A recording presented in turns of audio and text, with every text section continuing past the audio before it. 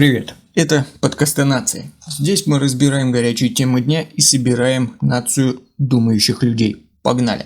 О чем сегодняшний выпуск? Сегодня, 11 сентября 2025 года, у нас 4 ключевых темы, каждая по-своему важная и тревожная. Убийство, или точнее покушение и последующая смерть Чарли Кирка на кампусе университета в Юте.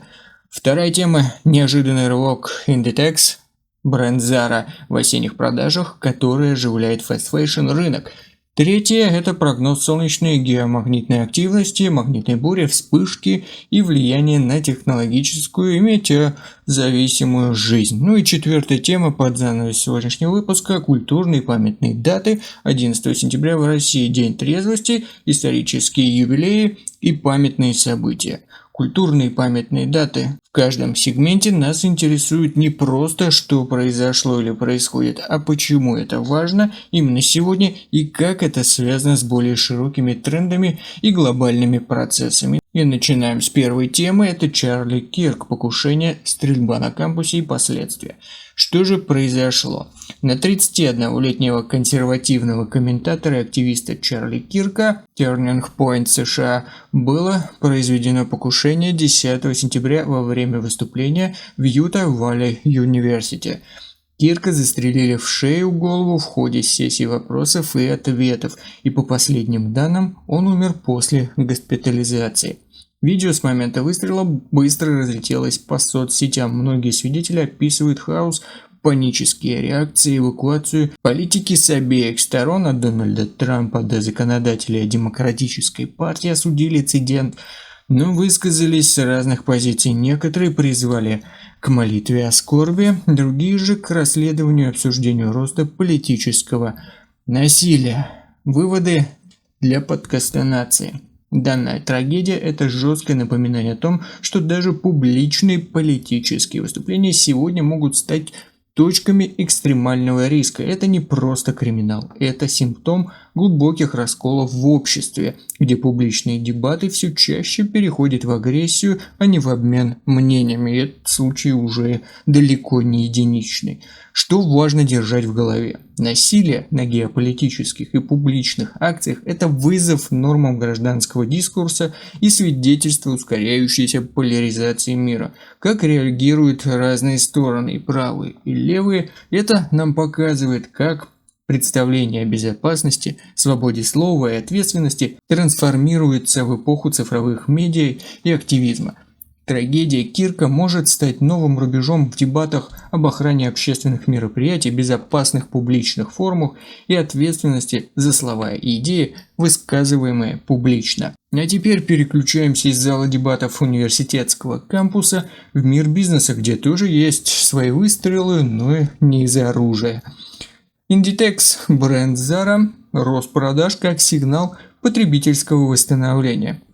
Что же произошло? Мировой гигант Fast Fashion Inditex, владелец брендов Zara, Pull&Bear и других брендов, неожиданно отчитался о росте продаж в начале осеннего сезона. С 1 августа по 8 сентября рост составил плюс 9% по сравнению с прошлым годом в пересчете на валюту. Это заметный рывок по сравнению с ростом в первом полугодии. Тем не менее, общие финансовые итоги показали смешанные сигналы. Квартальные продажи чуть не дотянули до ожиданий рынка, а слабые доллары валютные курсы сыграли против компании, создавая риск 4% валютного эффекта. Inditex отмечает, что их стратегия бюджетного производства, гибкой цепочки поставок и адаптивного ритейла помогает справляться с неопределенностью, которая есть на рынке. Выводы вполне очевидны. Рост Inditex – это важный знак. Даже в сложной геополитической и валютной обстановке потребительский спрос может вернуться, особенно если бренды умеют быстро реагировать и переставлять цепочки поставок. Это не просто мода, это урок, как бизнес адаптируется к шоковым ситуациям и изменяющимся экономическим условиям. Что же важно здесь держать в голове? А то, что модный рынок остается чувствительным к валютным колебаниям и торговым барьерам, даже когда спрос растет. Гибкость цепочек производства и ориентация на цифровую витрину становятся ключевыми факторами устойчивости компаний. Успех же Индетекс сейчас это важный маркер для розничной торговли и сигнал для инвесторов. Восстановление может быть нелинейным, но возможным, если компания вовремя сумеет адаптироваться. И от потребительского спроса к активности Солнца, потому что иногда настоящие вспышки случаются вне мира моды. Магнитные бури и солнечная активность, стоит ли ждать северного сияния или перебоев в работе электроники? Что же происходит прямо сейчас? А сейчас мы находимся в фазе солнечного максимума, и геомагнетические солнечные вспышки продолжают оставаться источником интереса для метеозависимых людей, авиации, космических миссий и просто любителей неба. Однако текущие прогнозы указывают на низкие до умеренного уровня G1 возможные геомагнитные бури 10-11 сентября. И на то, что серьезных бурь пока что не ожидается. Некоторые прогнозы даже успокоили публику, говоря, что значительных магнитных бурь на ночь 10-11 сентября скорее всего не будет, и северные сияния не выйдут за пределы полярных широт. Какие же выводы можно сделать из этого всего? Эти вот солнечные новости напоминают про то, как природные вспышки могут влиять на нашу технологически насыщенную жизнь. От GPS и радиосвязи до здоровья людей, чувствительных к метеоусловиям. Даже если магнитных бурь не будет, разговор о рисках и влиянии на повседневную жизнь, он все равно полезный. Что здесь важно держать в уме? То, что даже умеренные геомагнитные события могут вызвать сбои в навигационных системах, электросетях и радиосвязи. Также метеозависимые люди, особенно те, кто чувствителен к магнитным колебаниям, часто испытывают физиологический дискомфорт от головных болей до ухудшения самочувствия в целом. Публичный интерес к этим прогнозам показывает, что мы все чаще думаем не только о глобальных кризисах, но и о том, как природные явления могут стать частью повседневных рисков в цифровую эпоху. Ну а если мы уже почти закончили с природой и технологиями, давайте вспомним, что 11 сентября это еще и дата, которая несет исторический и культурный смысл. Да, памятные даты 11 сентября. Трезвость, история, культурные напоминания. Что отмечается сегодня? Например, День трезвости в России, неофициальный мемориальный день, восстановленный движением трезвости Русской Православной Церкви, приуроченный к усенковению главы Иоанна Предтечи. Также сегодня День воинской славы России Победы эскадры адмирала Ушакова у мыса Тендра, 1790 год, напоминающий о морской победе над Османской империей. Если отдалиться от России, то сегодня также 24-я годовщина трагедии 11 сентября в США. 24 года спустя страна вновь оборачивается к событиям, которые перевернули не только Америку, но и весь мир. Проходит общенациональная минута молчания, зачитываются имена погибших, политики и граждане говорят о хрупкости мира и необходимости диалога между культурами. Почти 2,5 десятилетия спустя 9-11 остается не просто датой, а мировым маркером важности солидарности и взаимной поддержки. Для канала подкаста «Нация» важно помнить, память это не просто мемуары или музей, это энергия перемен, которая способна смягчить конфликт или предотвратить катастрофу в будущем. Конечно, не все сказанные мной сейчас даты вызывают массовый резонанс или волнение, но они дают повод задуматься о том, как мы с вами вспоминаем прошлое, как меняются культурные смыслы и насколько важно сохранять память, даже если она не всегда в центре внимания.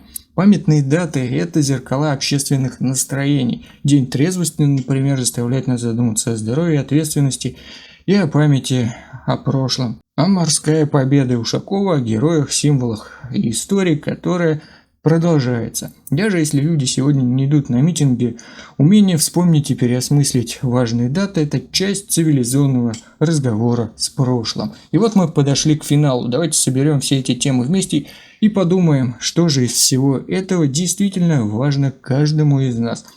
Что объединяет сегодняшние новости? Все, будь то американский кампус, крупный ритейлер, солнечная вспышка или историческая памятная дата, рассказывает нам о разных скалах, на которых стоит наше общество. Насилие и безопасности, экономической нестабильности или восстановления, природных рисках и памяти. Покушение на Чарли Кирка – это сигнал тревоги о том, что публичное пространство и слово становятся все более опасными. Это не только трагедия одного человека, но и индикатор того, как легко может сойти с ума публичный и особенно политический диалог, если утрачивается уважение к жизни и к оппонентам. Индитекс показывает, что экономические потоки могут вернуть оптимизм даже в кризис, если компания адаптируется и гибко реагирует на меняющийся спрос. Это означает, что восстановление экономики не обязательно медленное и тяжелое, иногда оно происходит волнами, и важно быть к ним готовыми. Природные явления, такие как солнечные вспышки и магнитные бури, напоминают, что технологический прогресс не делает нас неуязвимыми. Уже сегодня геофизические риски могут влиять на навигацию, связь, энергетику и даже здоровье. Поэтому обсуждение этих явлений не просто метеофантазия, а реальный разговор о том, как жить в мире, где природа и технологии переплетаются и тесно взаимосвязаны. А памятные даты – это возможность остановиться и оглянуться назад и переосмыслить, что мы понимаем, что мы помним и почему все это происходило. Иногда историческая память помогает нам обрести ориентиры, а иногда понять, как далеко мы ушли от старых моделей мышления. Для нации думающих людей, которые мы стремимся стать, важно уметь видеть, как все эти слои накладываются друг на друга. Политический кризис, экономическое восстановление, природные риски и культурная память – все это часть одной мозаики, которая формирует наше с вами будущее. Именно поэтому каждый зритель или слушатель, независимо от нации, должен размышлять над тем, что происходит, как это влияет на их жизнь и будущее. Спасибо, граждане. Подписка, колокол, комментарий. Вступайте в нацию думающих людей и думайте громко, но спорьте аргументами. Вы уже граждане подкастонации.